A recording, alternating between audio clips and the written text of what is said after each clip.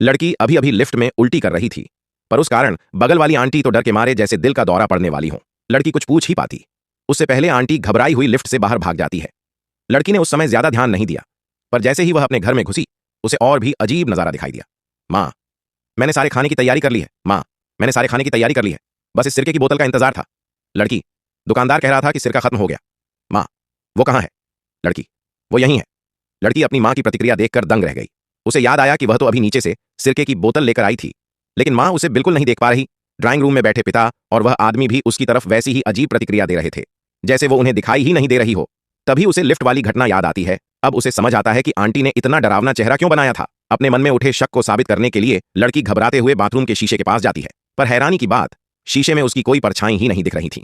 वह और डर गई और तुरंत अपना फोन निकालकर अपने प्रेमी को कॉल करने लगी, पर चाहे जितना जोर से बोले, उसके प्रेमी के फोन पर उसकी आवाज बिल्कुल नहीं पहुंच रही थी। प्रेमी को लगा उसकी प्रेमिका के साथ कुछ अनहोनी हो गई है।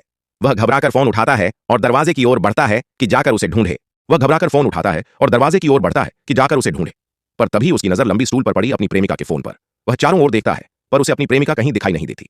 वह और परेशान हो ही रहा था कि अचानक शून्य से एक हाथ उसकी ओर बढ़ता है